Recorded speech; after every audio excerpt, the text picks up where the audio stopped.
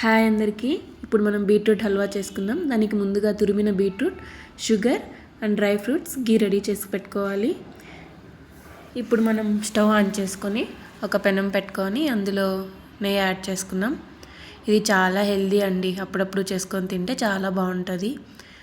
అందులో కొద్దిగా గీ యాడ్ చేసుకున్న తర్వాత మనం తురిమి పెట్టుకున్నాం కదండి, అది బీట్రూట్ యాడ్ చేసుకోవాలి. మొత్తం అందులో మిక్స్ చేసుకొని మీడియం ఫ్లేమ్లో పెట్టుకొని బాగా వేయించుకోవాలి. అది ఫుల్గా పచ్చివాసన పోయేంత వరకు వేయించుకోవాలి. అలా వేయించుకోవడం వలన టేస్ట్ చాలా బాగుంటుందండి. పచ్చివాసన కూడా పూర్తిగా పోతుంది, తినడానికి చాలా బాగుంటుంది.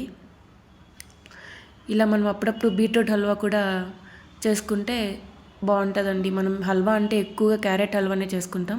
అలా కాకుండా అప్పుడప్పుడు ఇలా బీట్రూట్ హల్వా కూడా ట్రై చేయండి, చాలా బాగుంటుంది. ఇలా పూర్తిగా వాటర్ అంతా పోయేంత వరకు మనం వేయించుకోవాలి.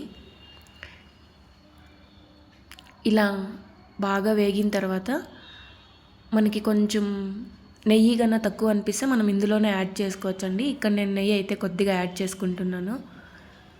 మన ఇష్టం అండి, మనకు కావాలంటే యాడ్ చేసుకోవచ్చు, లేకుంటే అలా కూడా వేయించుకోవచ్చు. ఇది ఫ్లేవర్ బాగుంటుందని యాడ్ చేసుకుంటున్నాను.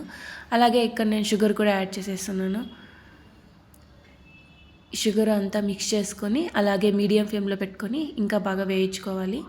ఈ షుగర్ వేసిన తర్వాత అది కొంచెం వాటర్గా ఉంటుంది. అది మొత్తం పోయేంత వరకు మనం నీట్గా వేయించుకోవాలి. అప్పుడే మనకి హల్వా టెక్చర్ వస్తుంది. చాలా బాగుంటుందండి. అప్పుడప్పుడు ట్రై చేస్తే చాలా బాగుంటుంది. చూడండి, హల్వా టెక్చర్ అప్పుడే మనకు వచ్చేసింది. చూడగానే తీయనేయాలనిపిస్తుంది. చాలా బాగుంటుంది. మీరు కూడా ట్రై చేయండి ఒకసారి. ఇలా మనకు పూర్తిగా అది వాటర్ అంతా వేయేంత వరకు వేయించుకోవాలి. ఇలా మనకి వచ్చిన తర్వాత మనం ఇందులోనే డ్రై ఫ్రూట్స్ అదంతా సైడ్కి తీసి డ్రై ఫ్రూట్స్ కూడా ఇందులోనే నేను వేయించుకుంటున్నాను. అలా అంతా మొత్తం అది సైడ్కి తీసి దాని మధ్యలో కొద్దిగా గీ యాడ్ చేస్తున్నాను.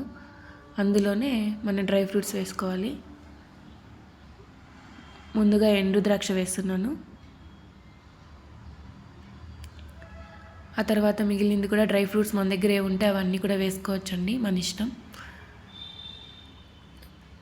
కాకపోతే బాగా వేయించుకోవాలి. మీడియం ఫ్లేమ్లో పెట్టుకోండి. ఎక్కువ ఇదిలో పెట్టుకుంటే అది ఆల్రెడీ వేగి ఉంటుంది కదండి, అది కింద మాడిపోతుంది. ఇలా మీడియం ఫ్లేమ్లోనే పెట్టుకొని బాగా వేయించుకోండి. ఇంకా మన దగ్గర ఉన్న రిమైనింగ్ డ్రై ఫ్రూట్స్ కూడా వేసుకొని బాగా వేయించుకోవాలి.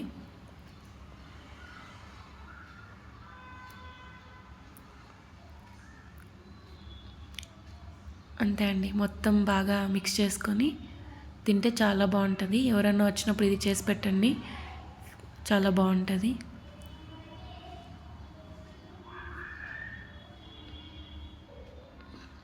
అవి బాగా వేగిన తర్వాత మనం అంతా మిక్స్ చేసుకొని సర్వ్ చేసుకోవడమే. చాలా బాగుంటుంది. ఒకసారి మీరు కూడా ట్రై చేసి కమెంట్ చేయండి. చూడండి ఎంత బాగా వచ్చిందో, చూడగానే తినేయాలనిపిస్తుంది.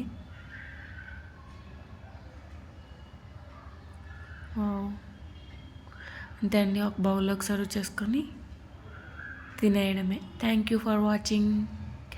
Happy new year.